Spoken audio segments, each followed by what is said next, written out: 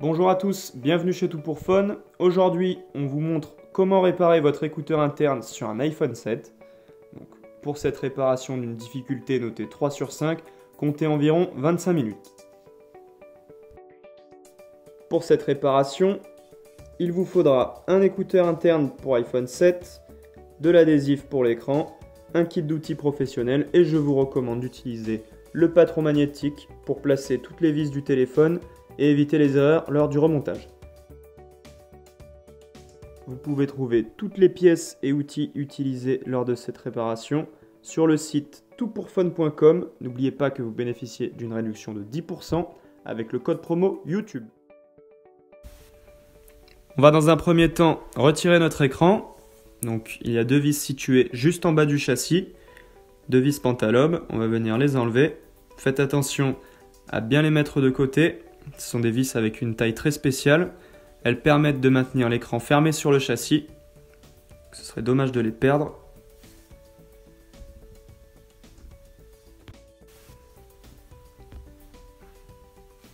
On va maintenant avec l'outil d'ouverture passer dans le coin en bas à gauche, venir faire levier, passer un petit peu tout autour de l'écran. On ne s'occupe pas de la partie haute pour l'instant. Faites attention sur la partie basse, il y a la nappe du bouton Touch ID juste derrière, donc ne pas envoyer l'outil trop profond. À cet endroit, ce sont les nappes de l'écran. Donc on vient faire levier. Pour retirer l'écran, on va soulever la partie arrière, la décaler vers le bas et venir l'ouvrir comme un livre à 90 degrés, pas plus, sinon ça pourrait abîmer les nappes. On vient maintenant retirer la plaque, maintenue par 4 vis Tri-Wings.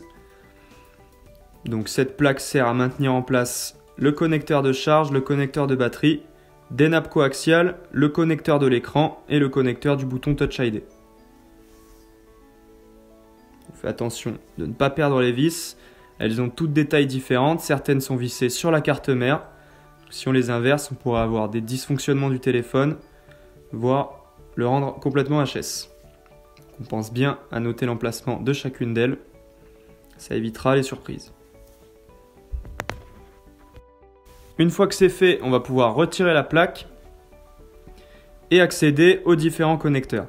Donc, on a le connecteur de charge, le connecteur de la batterie, le connecteur de l'écran et le connecteur du bouton Touch ID. On commence toujours par démonter la batterie en premier. Ensuite vient le tour de l'écran et du bouton Touch ID. L'écran est un petit peu libéré, on va pouvoir le positionner par-dessus la batterie et pouvoir accéder à la plaque qui maintient le connecteur de la caméra avant et de l'écouteur interne. Donc ce sont des vis cruciformes cette fois-ci. Là encore une fois, pensez à vraiment bien noter les emplacements.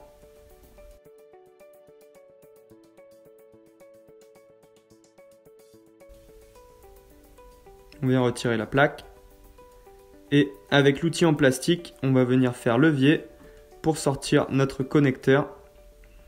Donc allez-y tout doucement, ça devrait venir sans trop forcer.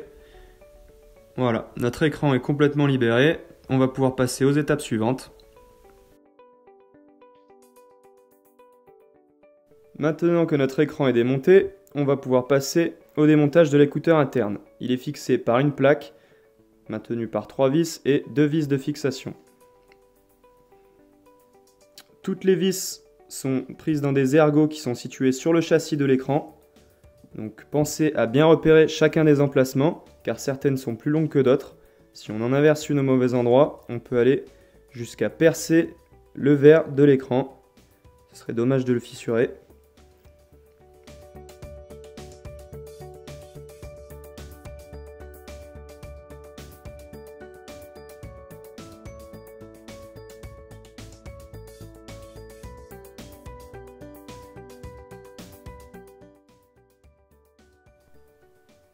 On va pouvoir maintenant retirer notre plaque, pouvoir accéder à l'écouteur interne. Donc on vient soulever la caméra FaceTime, faites attention, très fragile. On retire l'écouteur interne, il n'est pas collé, il est juste maintenu sous la plaque. Le démontage étant terminé, on va pouvoir procéder au remplacement. Donc le fonctionnement de l'écouteur interne n'est pas très compliqué. il y a en fait 4 points de contact qu'on retrouve sur la nappe. Donc ce sont ces 4 petits ronds en cuivre. Donc il faut tout simplement venir le placer par-dessus. On replace notre caméra. On la maintient. Qu'elle reste dans son logement. Et on vient coulisser notre plaque de fixation en maintenant le tout. Il ne nous reste plus qu'à remettre les vis.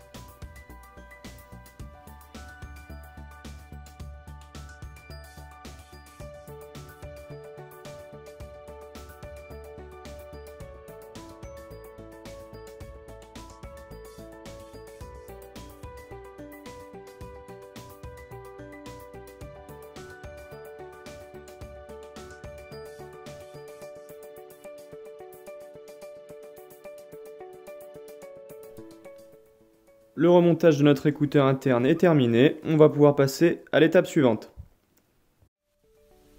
On va maintenant pouvoir venir remonter notre écran. Donc on va commencer par coller la bande adhésive tout autour sur le châssis. Veillez à bien enlever toutes les traces de l'ancienne colle. Donc cette bande en fait permet tout simplement de bien maintenir l'écran fermé et d'éviter que des poussières rentrent. Par contre, elle ne va pas rendre l'étanchéité au téléphone.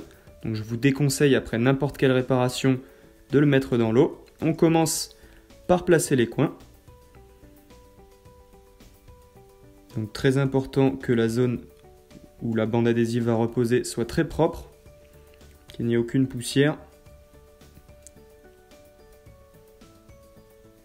Donc on vient placer tranquillement tout autour.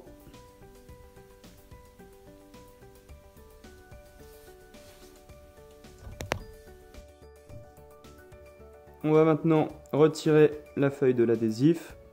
Donc, parfois l'adhésif vient un petit peu avec. Pensez à bien le remettre en place.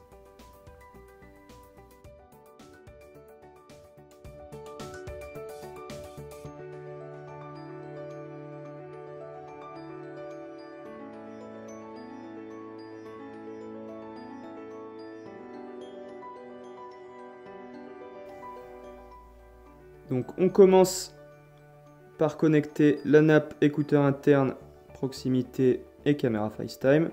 Donc on place l'écran juste au-dessus de la batterie et on vient clipper notre connecteur.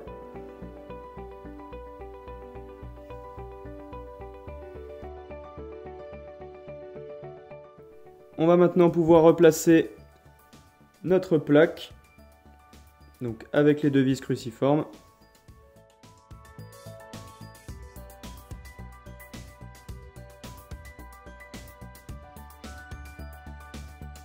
On va pouvoir maintenant remonter notre écran. On le place à 90 degrés sur le bord du châssis. On vient connecter le connecteur du bouton Touch ID, le connecteur de l'écran. On branche la batterie uniquement en dernier. Sinon, on pourrait avoir des problèmes de carte mère ou des dysfonctionnements de l'écran. On vient replacer la plaque pour maintenir tous les connecteurs en place. Donc, on peut commencer par la vis située en bas, donc qui n'est pas sur la carte mère. Ensuite, la vis la plus longue qui est vissée dans le châssis. Ça évitera les erreurs pour les deux dernières vis qui sont, elles, sur des inserts placés sur la carte mère.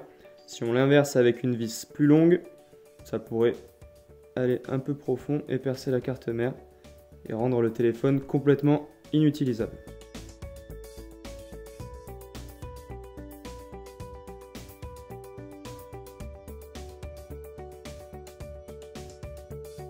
Donc, pour replacer l'écran dans son châssis, on vient d'abord engager la partie haute. Donc, faites attention avec la bande adhésive, il faut vraiment le mettre jusqu'au fond. Sinon, on aura des problèmes derrière. On vient ensuite reclipper le tour du téléphone. Donc, on commence par les côtés. Et on termine par le bas de l'écran. Et on va pouvoir passer au montage des deux dernières vis. Donc on vérifie que l'écran est bien dans son logement tout autour. Et on vient placer les 2 dernières vis Pentalobe.